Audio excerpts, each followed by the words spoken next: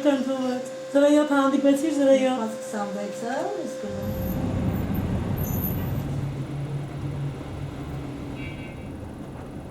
Վարպետ Գևորգը վաղ առավոտից մինչև ուշ երեկո մայրաքաղաքում տաքսի է վարում։ Ասում է 100,000 դրամից ավել չվճարված տուգանքներ ունի։ Այն պարագայում, երբ օրական ընդամենը 2500 դրամ է կարողանում վաստակել։ Նրա պնդմամբ գրեթե ամեն խաչմերուկում վարորդների համար ծուղակներ կան, եւ օր-օրի ավելանում է խախտումները արձանագրող տեսանկարահանող սարքերի թիվը։ Վարպետ Գևորգի խոսքով, եթե Հայաստանում տաքսի վարելուց էլ հրաժարվի, ստիպված կլինի լքել երկիրը ընտանիքը պահելու համար։ Կարող է մի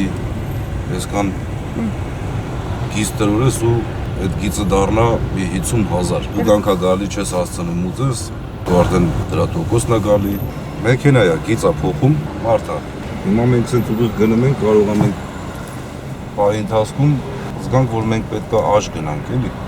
մարդ ենք հիմի կամերաները խաչմերուկում են մեր ոչ մի առաջին գիծն է չի աշխատում բոլորը իրենց ստայանքերն են իրենց Այգեձոր տաքսի ծառայության տնօրեն Սուրեն Մկրտչյանն ամեն օր տաքսու վարորդների իրավախախտումների տուգանքների մասին 30-ից 40 ծանուցում է ստանում։ Եթե տվյալ վարորդը ճանապարհային ոստիկանության տվյալներով անվճարունակ է, ապա 60 օրվա ընթացքում այն ուղարկվում է տաքսի ծառայության սեփականատիրոջ անունով, որպեսզի նա վճարի այդ տուգանքների համար։ Օրենքում պատշաճ գրված է, որ իրավախախտում կատարողը պետք է վճարի իր կատարած խախտման համար, ոչ թե որևէ մեկը։ 500-ը տես մի վարորդը ունի խախտում, 100-ը տես մի վարորդը ունի խախտում, արդեն չվճարած ու դրանից հետո քանի հատ եկելա որ չեն ընդունել, հələ դա չգիտեմ, 100-ը տես մեկը ունի, 200-ը տես մեկը ունի, 25-ը տես մեկը ունի, 45-ը տես մեկը ունի, ստե 330-ը ու տենց շարունակ, շատ, կա սրանից վարորդներ կան, որ 1800-ից ավել, 2000-ից ավել չվճարած խախտումներ ունեն,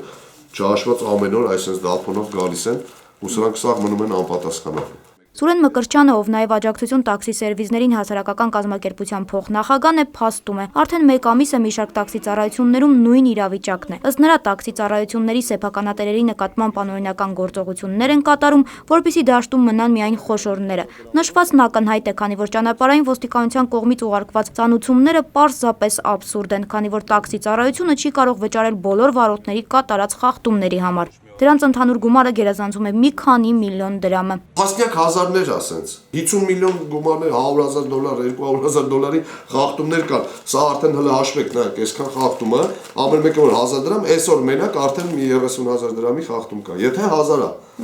որը բացառվում է։ Սուրեն Մկրտչյանը նաև նշեց, որ վարորդներին չի կարող ստիպել, որպեսզի տուգանքները իրենք վճարեն։ Վարորդներն իրենց հերթին պատճառաբանում են, որ գումար չունեն։ 20-ից 500 խախտման համար որ վճարեն, այլևս ընտանիք չեն կարող պահել։ Աշխատանքից էլ բոլորին հեռացնել չի կարող, քանի որ խախտումների գերակշիռ մասը ծուղակային իրավիճակների պատճառով են։ Վարորդը կարգազանց չէ, ուստի Սուրեն Մկրտչյանը որոշել է պայքարել։ Իրավաբանորեն այս ամեն ինչին ընթաց կտանք, նամակներ կկազմենք,